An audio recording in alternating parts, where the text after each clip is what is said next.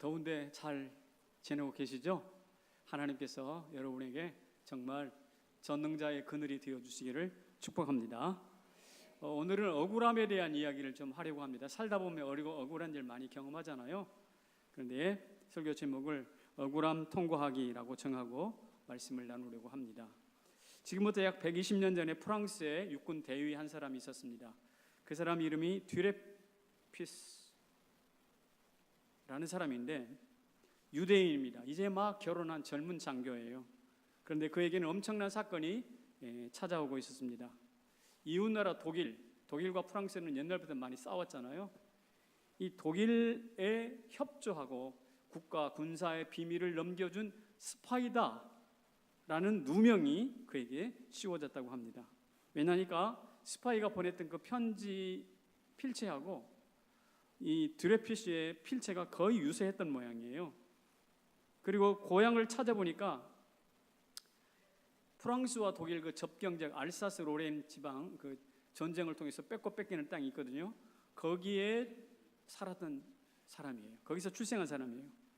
그리고 혈통이 유대 혈통인데다가 필체까지 같으니까 이 누명을 뒤집어 쓰기 딱 좋았던 모양입니다. 그래서 이 사람을 체포해가지고 스파이다 누명을 씌우고 재판을 해가지고 무기징역을 언도해가지고 저 아프리카 기니라는 조그만 섬에다가 유폐를 시켜버려서 감옥에다가 가둬버렸습니다. 그래서 억울하게 갇힌 이 듀레피스의 입장에서는 정말 얼마나 폭폭하겠어요. 그렇죠? 진역을 살고 있는데 진짜 범인이 잡힌 거예요. 에스테라즈라는 진짜 범인이 잡힌 겁니다. 근데 이것을 쉬쉬하고 군 당국에서는 군법에서는 이것을 쉬쉬하고 드러내지 않아요. 군의 체면이 떨어지니까. 그러니까 이제 이것을 알고 있는 언론에서 이렇게 떠들면서 왜 이것을 바로잡지 않느냐, 듀레피스는 무죄다 뭐 이렇게 하니까 군 당국에서는 그게 아니다 강변을 하는 것이죠. 그 상황을 지켜보고 있던 에밀 졸라라는 사람이 있습니다. 여기서 많이 들어본 사람이죠. 세상에서 가장 불효자식 에밀을 조르다니. 이게 우리 때 아재 개그의 한 장면입니다. 에밀을 조르다니 말도 안 되니. 에밀 졸라는 프랑스 유명한 작가예요. 이 작가가 그러면 안 된다고 이렇게 글을 썼습니다. 뭐라고 썼냐면 나의 불타는 항의는 영혼의 외침이다. 사사로운 외침이 아니다. 나 기쁜 곳에서 흘러나온 영혼의 외침이다. 내가 이 저항을 통해서 법정에 선다 하더라도 나는 기꺼이 받아들이겠다. 다만 모든 사람들이 지켜보는 가운데 나를 신문해 주길 바란다. 내가 군법회의가 나를 부를 때까지 난 기다리겠다. 엄청나게 온몸을 자신을 드러내면서 저항을 한 것이죠. 그러나 이렇게 온 조야가 막 들고 일어나니까 듀레피스 사건이 이제 진실을 향해 흘러가기 시작했고 결국 그는 그 아프리카에 있는 작은 섬에서 석방이 돼가지고 사면이 된다고 합니다. 근데 이제 이것은 역사가 제가 왜 이야기를 하냐면 역사가들이 이 사건이야말로 인권에 대한 재발견 그리고 19세기 1800년대를 마감하고 20세기로 나아가는 전환점에 있었던 굉장히 중요한 사건이다 라고 평가를 합니다. 이 역사가들의 이야기입니다. 그런데 그로부터 약 80년 후에 우리나라에서도 비슷한 사건이 일어납니다. 민주화의 과정이겠죠. 김대중 대통령 반란죄로 군법회의에 넘겨져서 뭐합니까? 사형언도를 받잖아요. 그리고 치안본부장이 나와가지고 언론에서 탁 책상을 쳤더니 억 하고 넘어졌습니다. 누구죠? 박종철 고문치사 사건이 발생합니다. 당사자들이 얼마나 억울하겠습니까? 물고문을 당하고 죽어가는 그 젊은이들. 그런데 그들만 그런가요? 여기 계신 여러분들은 어때요? 여러분들은 억울함 없으세요? 내가 그렇게 쎄빠지게 일하는데 남편은 수고했다 소리도 안 해. 밥만 처먹어 와가지고 그 뜨거운 데서 밥 해가지고 이렇게 해주는데 아유 고맙다. 이 밥 하느라고 얼마나 고생했냐. 야, 한마디 좀 해주면 얼마나 좋겠어. 그것도 없어. 먹자 자자 뭐 이 말밖에 안 한대잖아. 이런 모습들 뭐 직장에 가면 이런 나름대로 수많은 억울함이 있습니다.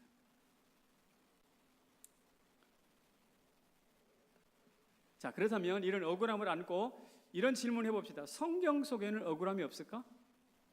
성경 안에는 억울한 일이 없을까? 바로 오늘 읽었던 욥의 억울함 대명사 욥입니다. 욥이 이렇게 말합니다. 차라리 뭐 해주세요? 차라리 죽여주세요. 아까 읽었던 말씀이 그거예요. 11절 우리 자막을 보고 한번 읽어봅시다. 시작. 내가 바다 괴물이니까 주께서 어찌하여 나를 지키시나이까. 뼈를 깎는 고통을 겪느니 차라리 숨이 막히는 것과 죽는 것을 택하리이다. 영원히 살기를 원하지 아니하오니 이제 나를 좀 놓아주세요. 이제 나를 좀 놓아주세요. 차라리 죽여주세요 하는 것이죠. 욥이 당한 고통이 뭔지는 아시죠? 하루아침에 자식들이 집이 무너져가지고 광풍이 무너져서 죽습니다. 몸은 병들어서 기왓장을 가지고 몸을 벅벅 긁어야 할 만큼 고통스럽습니다. 종들은 하루아침에 흩어져 버리고 재물은 다 날아가 버리고 아내는 자기를 향하여 하나님을 저주하고 죽으라고 악담을 해대고 친구들은 위로한다고 와서 그것은 네 죄 때문이지 네 죄 때문이지 하면서 손가락질 해대고 아픈 가슴을 후벼 파고 그리고 자기가 그토록 신뢰하고 사랑했던 하나님은 아무리 불러도 묵묵부답이고 한두 가지가 아니에요. 대체 무슨 희망으로 살겠습니까? 여러분, 해석할 수 없는 고통은 아무리 작아도 해석된 천재지변보다 해석할 수 있는 천재지변보다 더 견디기 어려워요. 그렇지 않아요? 오죽하면 주인을 무는 개가 있다고 하는데 오죽하면 주인을 무는 개처럼 하나님께 향하여 삿대질하고 지금 달려들겠느냐고요. 제가 볼 때 이 욥에게는 욥이 이렇게 하는 데는 근저의 뿌리가 있습니다. 두 가지 이유가 있는데 첫째는 이런 이유 때문에 욥이 하나님께 저항하는 거예요. 자기 의에 대한 확신이 있어요. 한마디로 나는 죄 없다 이겁니다. 내가 지금 경험하고 있는 이 벌은 부당하다 이 말입니다. 내가 왜 이런 고통을 당하게 되니 난 이유를 알 수 없다 이 말입니다. 나는 당당하다 이것입니다. 자기 의에 대해서 확신이 있어요.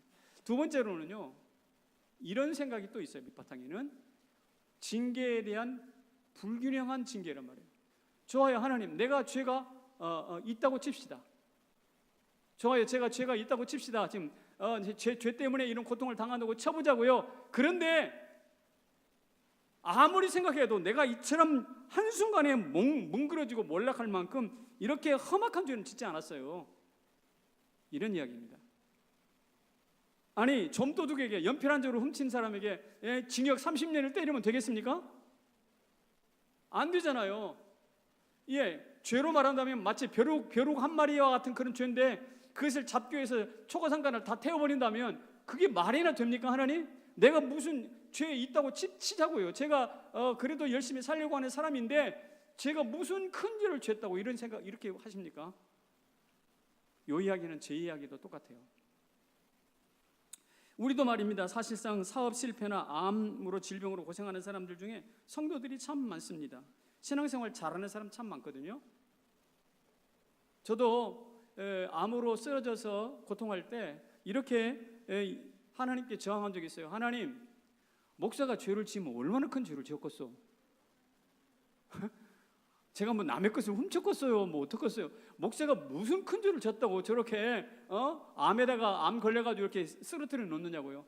제가 보니까 세상에 술 처먹고 남의 돈 떼먹고 못된 짓 하는 것들은 쌩쌩하게 잘 돌아다니더만.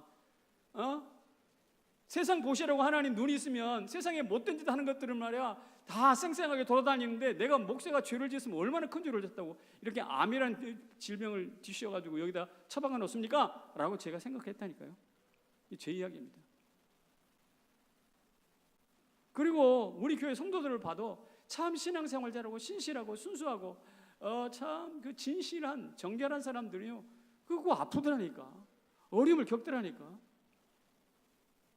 우리 이준재 권사님이 지금 이제 암이 재발이 되셔서 좀 고통하고 계시는데요. 그분 진짜 천사표야, 천사표.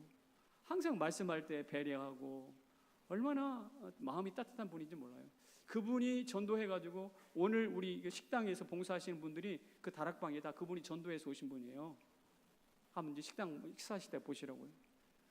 그분이 마음이 얼마나 따뜻한지 몰라. 그냥 안 믿는 사람들도 하나하나 붙어가지고 다락방 하나 이루었어요. 할렐루야. 그 정도 사람인데 하나님이 턱 가가지고 암으로 쳐가지고 또 그렇게 눕혀놨어요. 이러고 있으니 이 욥의 불평이 나의 불평이고 우리의 불평인 것이 현실입니다.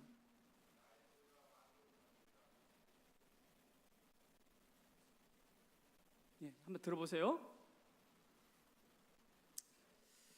그런데 내 마음 한 구석에서 이런 불평이 있지만 내 마음 구석에서 또 이런 마음도 나와요. 어떤 놈? 너 정말 깨끗하냐? 너 깨끗하다고 그러는데 너 정말 깨끗해? 콩 심은데 콩 나고 팥 심은데 팥 나는 거 아닐까? 라는 생각이 고개를 듭니다. 사실이죠. 이 말을 누가 해주냐면 욥 너 틀렸어, 너 못돼 먹었어 라고 말하는 욥의 세 친구가 욥기에 등장합니다. 그들이 하는 말을 한번 살펴보겠습니다. 첫 번째가 엘리바스입니다. 아마 엘리바스가 나이가 제일 많았던가 봐요. 엘리바스가 이런 말을 합니다. 자막을 보고 읽어봅시다. 시작. 생각하여 보라. 죄 없이 망한 자가 누구인가?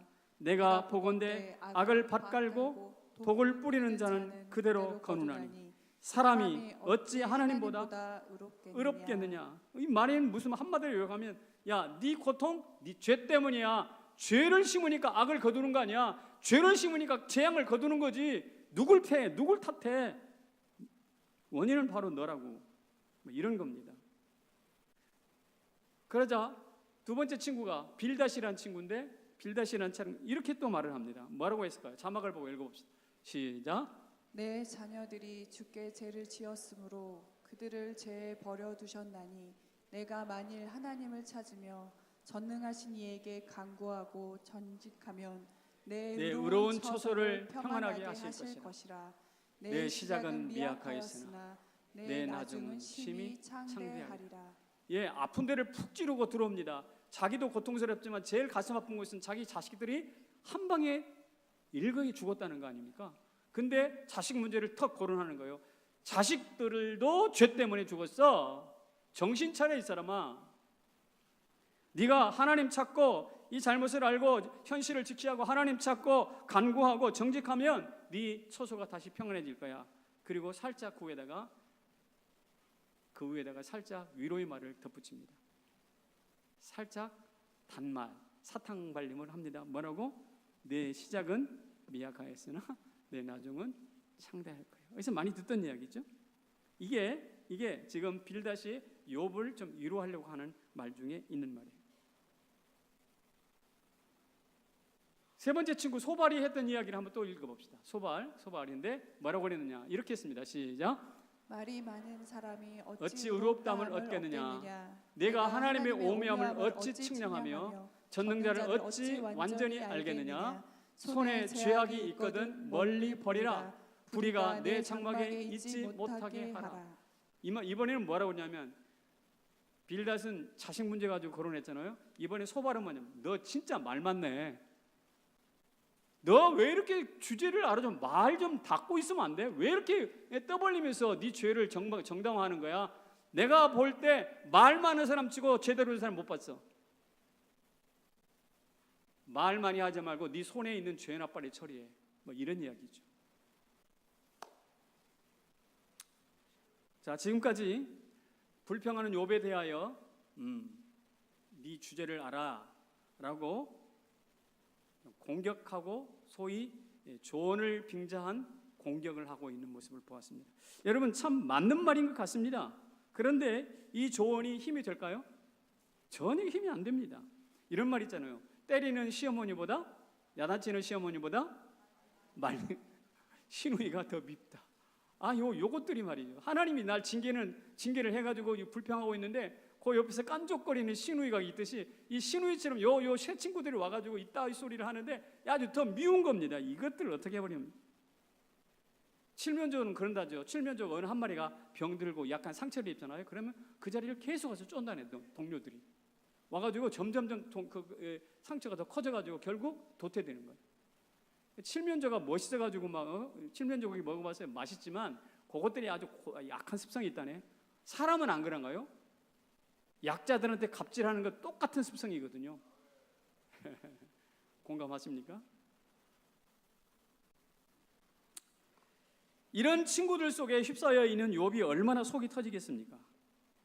그런데 어쨌든 위로하는 이 비난을 들으면서 우리는 이 기독교 윤리학에서 하는 말을 한번 생각해 볼 필요가 있어요. 기독교 윤리학에서는 죄를 죄라고 말하고 네 죄를 따라서 그런 결과가 나타났어라고 말하는 이것을 이렇게 불러요. 뭐라고요? 인과율이라고 해요. 원인과 결과를 따라서 죄로 인해서 고통이 나타나는 거예요. 저주가 나타나는 거예요. 인과율 혹은 도덕법 혹은 합리성, 합리주의라 그렇게 말합니다. 합리성. 예, 겉으로 보기에 하나도 흠잡을 데가 없어요. 여러분 이 욥의 친구들이 한 말을 보면 너무나 구구절절 옳은 말이에요. 그런데 흠잡을 데가 없는데 뭐가 문제냐면 이것은 닫힌 체계라고 합니다. 이게 기독교 윤리학에서 말하는 닫힌 체계예요. 이 닫힌 체계라는 것은 뭐냐면 원인과 결과를 철저하게 원인과 결과에 의해서 생각하고 논리를 펼치는 거죠. 그래서 이 인과율의 질서를 만드신 하나님마저도 이렇게 해야 돼. 그리고 하나님마저도 이렇게 해야 되고, 그래서 너희는 피조물이니까 인간은 이렇게 해야 돼 라는 규제를 딱딱 해놓습니다. 이게 율법이죠, 사실.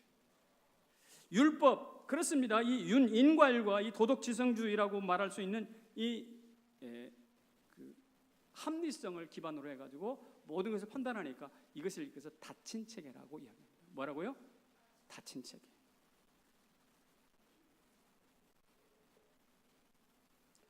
그런데 다시 말씀드리거니와 신앙은 뭐냐면 닫힌 체계가 아니라 열린 체계입니다. 신앙은 어디요? 열려있는 체계예요.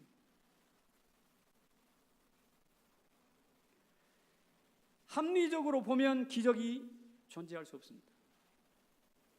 그런데 합리성을 극복하면 기적은 얼마든지 나타날 수가 있습니다. 지금 욥의 고통도 합리성에 기반해서 인과율로 따져보면 설명할 수 없어요. 설명할 수 없어요. 이 닫힌 체계로 보면 죄밖에는 원인이 없어요. 그래서 죄 그러는 거예요. 마치 칠면조가 닭의 친구를 막 쪼아서 죽이듯이. 그런데 하나님이 말씀하시는 체계는 이 닫힌 체계가 아니에요. 신앙은 열려있는 체계입니다. 그래서 얼마든지 인과율을 깨고 필요하면 기적이 나타날 수 있어요.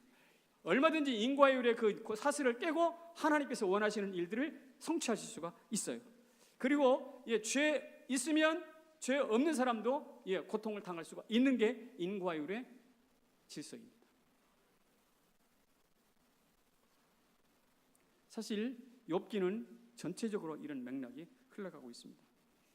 그런데 하나님께서 이 열린 체계를 어떻게 설명하시는지 이게 이제 궁금합니다. 어떻게 설명하실까? 한번 읽어볼까요? 심오한 뭐라고요? 동문서답. 이 열린 체계를 설명하기 위해서 하나님이 심오한 동문서답이라는 것을 합니다.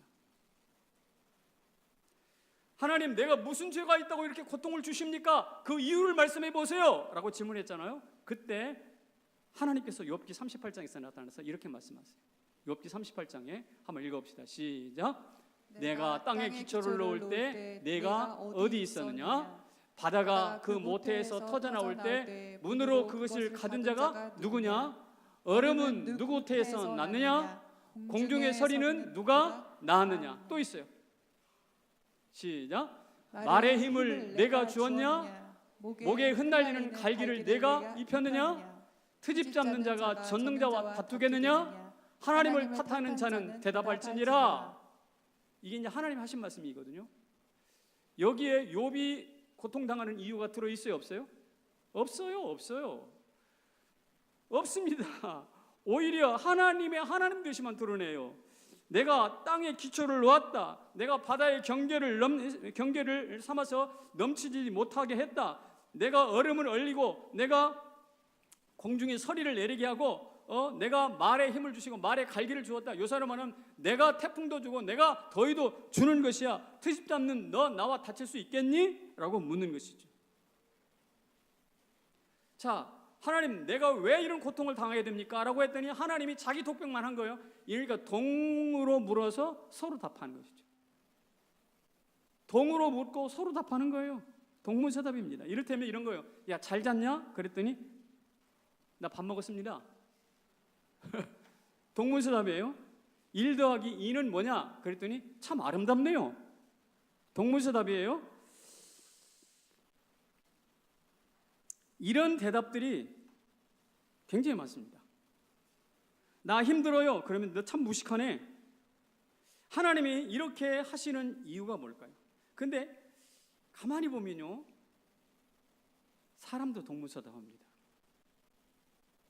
자, 사람도 어떻게 동문서답하냐면 얼마 전에 국회의원 한 분이 돌아가셨어요. 그렇죠? 언론을 통해 잘 아실 겁니다. 국회의원 돌아가시는데 검찰에서 당신 돈 받았어? 라고 물었어요. 돈 문제였습니다.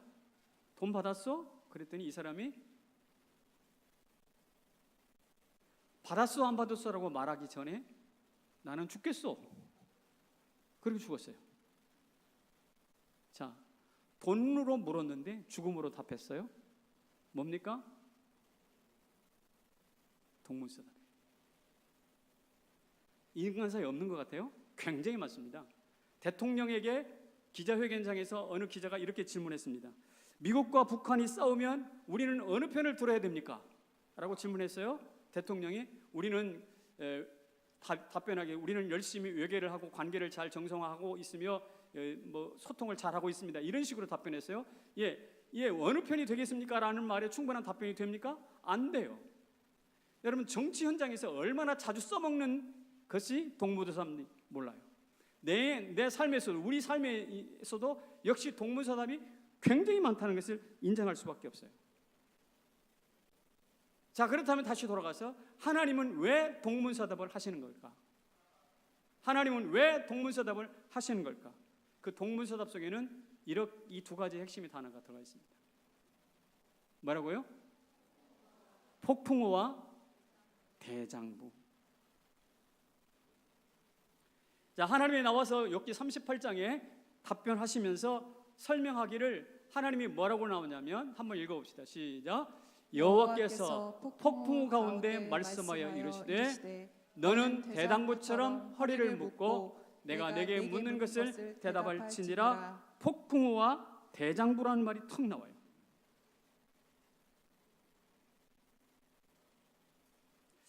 이 두 가지에 무슨 뜻이 숨겨져 있을까? 이것입니다. 폭풍우에는 이런 의미가 있는데요.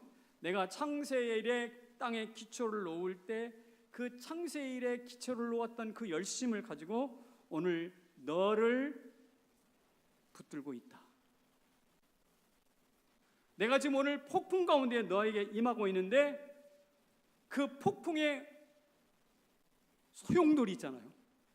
폭풍의 소용돌이를 통해서 땅에 기초를 놓았고 바다가 넘치지 못하도록 붙들고 있고 얼음을 얼리며 서리를 보내며 무더위를 보내며 말에게 힘을 공급하며 말에게 갈기를 입히며 내가 창조주로서 오늘 이 세상을 폭풍의 열정을 가지고 돌리고 있다. 유지하고 있다. 여러분, 이 세상이 이 무질서 가운데서 유지되는 것이 하나님의 폭풍 같은 열정인 것을 믿으셔야 합니다. 그리고 말씀합니다. 너가 고통하는 너 고통 중에 폭풍 같은 고통 중에 있지? 너만 고난의 폭풍 가운데 있는 게 아니야. 나도 고난의 폭풍 가운데 있어서 나도 그 고난의 폭풍 가운데서 하늘을 붙들고 있고 땅을 붙들고 있고 이 땅이 무질서로 무너지지 않도록 내 세계를 지켜주고 있는 것이야. 여러분, 태풍의 중심에 가면 바람이 있어요, 없어요? 없잖아요. 태풍의 중심에 가면 바람이 없는 것처럼 네가 태풍 바람을 못 느낀다고 해가지고 태풍이 없는 게 아니야. 폭풍 가운데 임하신 내 하나님이 존재하지 않는 게 아니야. 없어. 그곳에 있어. 무엇으로 있는가? 폭풍의 열정을 가지고 있어. 세상을 유지하고 지구를 돌리고 바다를 경계를 맞추고. 그러므로 욥아, 너는 눈을 부릅뜨고 폭군 가운데서 내가 너를 상대하고 대화하는 나를 보거라, 나를 주목하거라. 폭풍의 의미를 아시겠습니까? 대답이 아닌 것 같은데 가장 중요한 대답이었어요. 두 번째, 대장부라는 말을 했는데, 대장부는 이런 뜻입니다. 내가 옛날에 야곱과 씨름했다. 아시죠? 창세기에서 야곱과 씨름했어. 찾아와가지고 야곱과 밤새도록 씨름하면서 씨름을 청했지. 그리고 내가 그의 환대뼈를 쳤어. 야곱의 아들 요셉을 저 애굽에 팔았다. 팔아가지고 장차 닥칠 기근을 예비하지 않았느냐.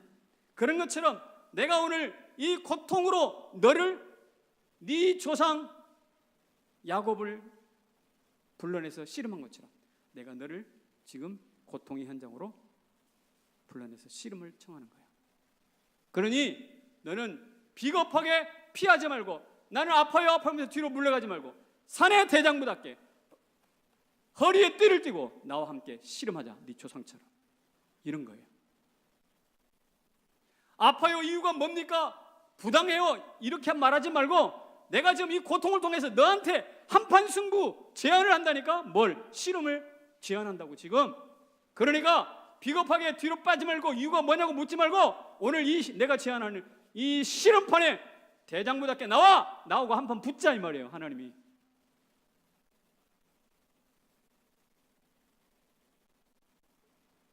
폭풍이 없는 게 아니야. 있어. 그러니 그 열정으로 폭풍 가운데 임하는 나와 함께 너 삿바 잡고, 삿바 들고, 삿바 메고 나한테 와. 나와 씨름하자. 그런데 보십시오. 하나님과 씨름했던 야곱이 어떻게 됐습니까? 환도뼈가 부러지는 고통을 경험했습니다. 욥처럼. 그러나 그것으로 끝난 게 아니잖아요. 야곱이 뭐가 됐어요? 이스라엘이 되잖아요. 요셉 때문에 어떻게 됐나요? 요셉이 그 수많은 지혜를 가지고 많은 사람을 살려내잖아요. 겉으로 보기에는 이루 말할 수 없는 비참하게 팔려가는 종이었잖아요. 겉으로 보기에는 초라한 노인이었어요, 야곱이. 근데도 어떻게 해요? 하나님이 다시 그와 씨름하면서 그를 바꿔내잖아요. 말씀합니다. 나는 절대 방관자가 아니야. 부당한 짐을 내 어깨에 얹어놓고 희희낙낙 박수치는 몰입애가 아니라고. 네가 정신이 좀 똑바로 베낀 사람이라고 한다면 대장부답게 허리춤을 차고 나한테 오라고. 그리고 나와 씨름하면서 내가 폭풍같이 임하면서 이 세상을 돌면서 너를 붙들면서 너와 씨름하면서 쿵쿵쿵 뛰는 거친 나의 심소리, 심장박동을 들어보라고. 그리고 나와 함께 끝까지 가보자. 이 씨름하면서 끝까지 가보자. 이렇게 말씀하시는 거예요. 자, 그러니까 하나님의 폭풍과 욥의 대장부가 만나잖아요. 만나서 뒤엉키잖아요. 뒤엉키는 거예요.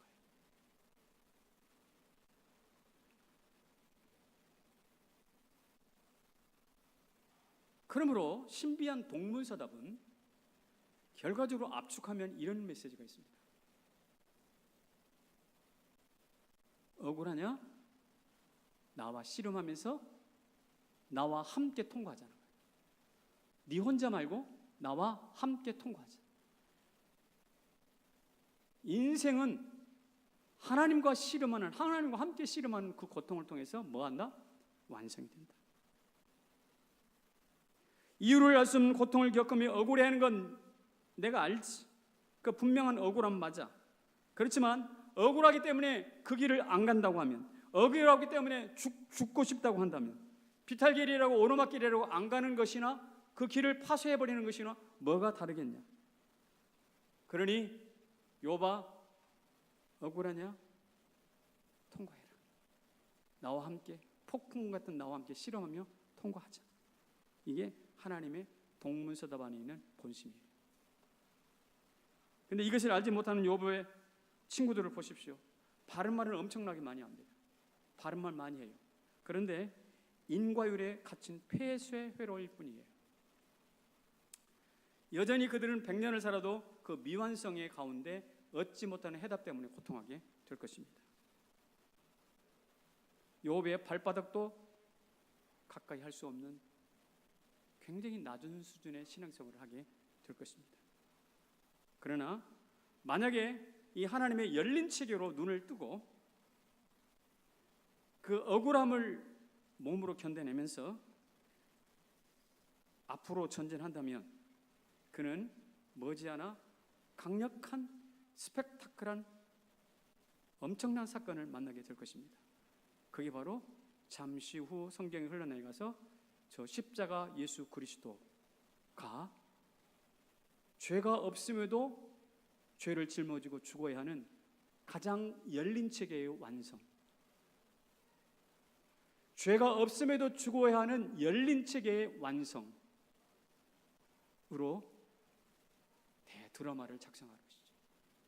구원의 대드라마.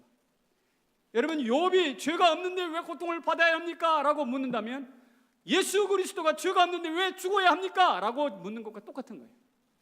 그런데 하나님의 동문서답 안에는 죄 없는 예수 그리스도를 우리를 위하여 죽으심으로써 열린 체계, 구원의 열린 체계를 완성하셨어요. 그래서 여러분과 저는 바로 이 하나님의 열린 체계에 대한 새로운 눈이 열려져야 되는 것이죠.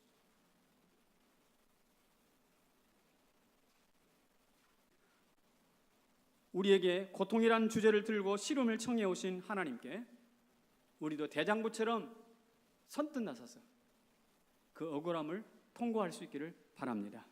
피하지 마십시다. C.S. 루이스는 그래서 고통은 하나님의 음성을 들려주는 뭐라고요? 확성기라고 했어요. 고통입니까? 고통은 하나님이 말씀하지 입을 닫아버리는 게 아니라 우리 고통을 통해서 막 확성기처럼 말씀하시는 하나님 음성이라고 했어요. 고통당합니까? 여러분은 폭풍 한가운데 있는 거예요. 확성기의 음성을 다이렉트로 좀 듣고 있는 거예요. 이런 열린 체계를 이해하게 될 때 다음과 같은 찬양이 이해가 됩니다. 이 찬양은 지난주 일부 성가대가 드렸던 찬양 내용입니다. 가사를 한번 읽어볼까요? 시작. 주님은 옳습니다. 나의 부르짖음에 잠잠하셔도 발 아래 엎드린 나를 지나치셔도 가난한 소원에 침묵하셔도 내게 전부를 안이 주셔도 주님은 옳습니다. 쓰고 남은 은혜라도 주소서. 땅에 떨어진 부스러기 은혜라도 주소서. 나를 위한 주님의 길이 언제나 옳습니다. 주님은 옳습니다. 옳대요. 이 열린 체계를 이해하고 나면 인과율을 따라서 합리성에 따라서 자기를 평가하지 않게 되니까 어쨌든 하나님이 옳으시다는 것을 전제하고 들어갑니다. 그래서 뭐라고 말해요? 나에게 고통을 통해서 씨름해 오시는 그분이 옳다는 거예요. 나는 고통스럽고 힘들지만 이해가 안 돼서 속이 부글부글 타지만 그러나 나를 그런 상황 가운데 빠뜨리는 하나님이 옳다는 거예요. 왜? 침묵하시더라도 외면이라도 부스러기 은혜를 주신다 하더라도 내가 엎드려 좀 도와주세요 했는데 나를 모른 척하고 지나가 버리신다 하더라도 그분은 옳다는 거예요. 이해가 되는 거예요. 왜? 하나님의 열린 책으로 들어가는 관문이겠든 고통이. 그 고통이 나를 하나님의 열린 책으로 끌고 가는 안경이요 관문이라니까. 제가 고등학교 시절에 제가 가르쳤던 고등학생이 하나 있었습니다. 이 아이가 자라가지고 창업을 한 어떤 그 청년과 결혼했어요. 돈을 그때 잘 벌었습니다. 아주 잘 나가는 신세. 강남에서 고급 아파트에 살았습니다. 근데 얼마 전에 만나봤어요. 그랬더니 어디 사니? 그랬더니 저 용인에 산대. 용인 갔어? 그랬더니 말이 뭐냐? 남편 사업이 기울었어요. 그래가지고 그 멋진 아파트를 팔아가지고 변제를 하고 저 용인 산골에 있는 조그마한 주택으로 이사를 갔대. 난방비를 아껴야 되기 때문에 펑펑 떼던 아파트의 그 난방비를 생각하면 얼마나 가슴이 좀 답답하겠어요. 근데 춥게 지내고 돈 옷을 입고 춥게 지내지 않았겠느냐고. 근데 겨울인데 난방비를 아끼면서 두꺼운 옷을 입고 소파에 앉아 있는데 낮이 그때가 12시쯤 됐는지 태양이 팍 떠가지고 조용하게 애들은 학교 가고 남편도 출근하고 조용하게 그 햇빛을 쬐고 앉아있는 거실을 비춰주더라는 거예요. 근데 그 겨울 그 햇빛이 그렇게 막 강렬하지도 않았는데 그 햇빛이 얼마나 따뜻한지. 참 따뜻하다.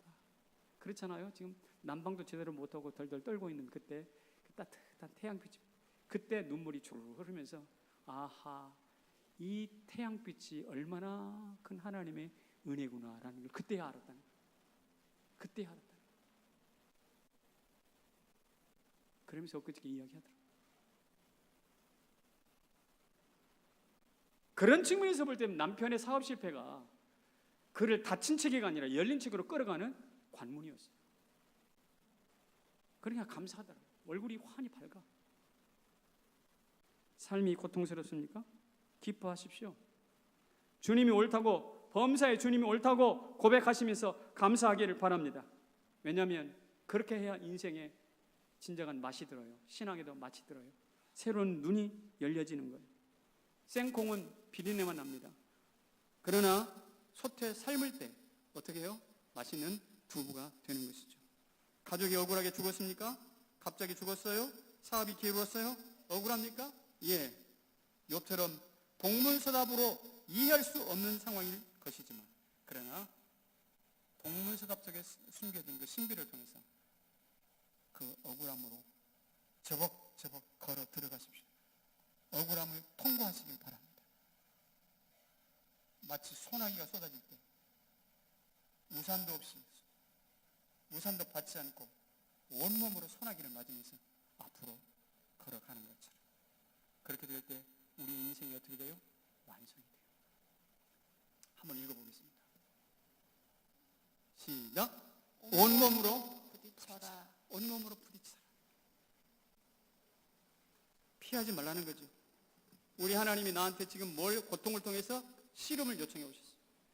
대장부처럼 삿발을 걸고 나가라는 거예요. 그리고 온몸으로 한번 그분과 씨름해 보는 거예요. 여러분, 정호승이라는 시인을 잘 아시죠? 아마 지금 50대 말 60대쯤 되었을 우리 나이 또래의 유명한 시인입니다. 다른 시인들은 시집이 안 팔려도 이 사람 시집은 대박을 터뜨렸던 분입니다. 근데 이분이 쓴 시 중에 우박이라는 시가 있어요. 한번 소개해 드릴 겁니다. 같이 한번 읽어볼까요? 시작. 하늘에 무슨 슬픈 일이 있어, 또한 누구의 서러운 죽음이 있어. 저리도 눈물이 단단해져서 배추밭에 우박으로 쏟아지는가. 나는 퍽퍽 구멍 뚫리는 배추잎이 되고 쏟아지는 우박마다 껴안고 나뒹군다. 하늘에 계신 누님의 눈물 같아서, 하늘에 계신 어머니의 눈물 같아서 온몸이 아프도록 온몸에 숭숭 구멍이 뚫리도록. 우박이 막 떨어지지 않습니까? 우박이 확 떨어지는데 도대체 하늘에 무슨 슬픈 일이나 서러운 죽음이 있어서 저렇게 눈물이 단단해지고 떨어지는가? 이 하늘에서 흘리는 눈물이라고 생각하는 거죠. 우박을 단단해진 눈물이죠. 근데 그 우박을 피하지 않고 퍽퍽 구멍이 뚫리는 배춧잎이 아주 난장판이 되듯이 개의치 않고 자기는 그 우박 속으로 뛰어들겠다는 거예요. 왜냐하면 그 우박은 어머니의 눈물 같았어요. 그리고 그 우박은 또 자기가 사랑했던 누님의 눈물 같아서 그 우박 속으로 뛰어들겠다는 거예요. 그래서 온몸이 아프도록 온몸에 구멍이 숭숭 뚫린 것 관계없이 그 우박 속으로 뛰어들겠다는 것이죠.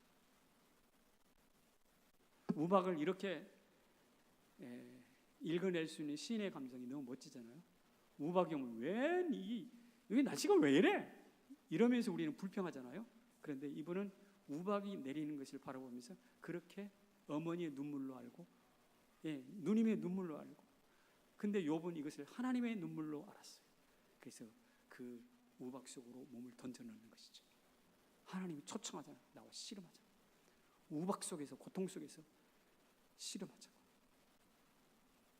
여러분, 이것이 정우성이나 혹은 욥의 이야기가 아니라 우리 이야기가 되기를 소망합니다. 우리도 그 안에 들어가서 우박을 맞아. 그래서 붕붕 구멍 뚫려진 배추처럼 만신창이가 된다 하더라도, 욥처럼 우리가 만신창이 된다 하더라도 우리가 들어가는 거예요. 그리고 삿발을 잡는 거예요. 씨름을 하는 거예요. 그럴 때 하나님께서 우리 인생을 새롭게 바꿀 줄로 믿습니다. 욥기의 마지막 결론을 아시잖아요. 욥이 친구들을 위해서 자기한테 그렇게 막 비난했던 욥의 친구들을 위하여 하나님이 기도해라. 그래서 저 밉상인 저 인간들, 다시는 상대하고 싶지 않은 저 인간들을 위하여 욥이 대신 기도합니다. 기도하는데 마지막에 보면 욥이 그들을 위하여 기도할 때 하나님께서 그들의 욥의 욥에게 복을 주시나 갑절로 주셨다 그랬어요. 언제? 기도할 때. 누구를 위해서? 친구들을 위해서. 이거 보세요. 그러니까 그 씨름한 결과, 하나님과 알 수 없는 이유 때문에 씨름한 결과 욥의 마음이 친구들을 받아들일 수 있는 넓은 마음으로 열린 체계로 바뀌었어. 그러고 보니까 친구를 위해서 용서를 하고 기도하자 복이 다시 갑절로 임한 거예요. 무슨 말입니까? 고통의 동문서답을 통해서 욥의 인생을 완성하셨던 하나님이십니다.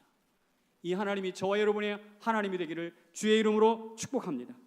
여러분, 로마가 왜 망한 줄 아십니까? 로마는 가장 좋은 무기, 가장 많은 전투 경험을 가진 세계 최강의 군대였습니다. 그런데 태평시대가 오자 군인들이 뭘 불평했냐면 갑옷이 왜 이렇게 무거운 갑옷을 탓했어요. 저 변방에 파견 가기를 싫어했어요. 그리고 어떻게 했을까요? 변방에 파견을 보내면 아내를 동반했어요. 그리고 아내를 동반하니까 먹을 게 더 많이 필요하겠죠? 그러니까 현장에서 뭐 했나요? 농사까지 지었어요. 결과적으로 뭐가 되느냐? 싸워야 될 군인이 농사꾼으로 바뀌었어요. 그리고 나서 로마의 전성기는 사라집니다. 무너집니다.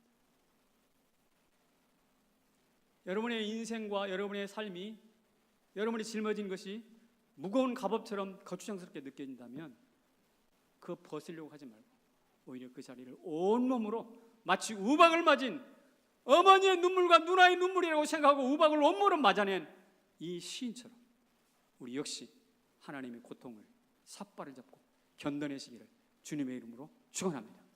그럴 때 하나님이 여러분들의 인생을 욥처럼 동문서답을 통해서 새롭게 하실 줄로 믿습니다. 자리에서 일어나실까요? 나의 영혼이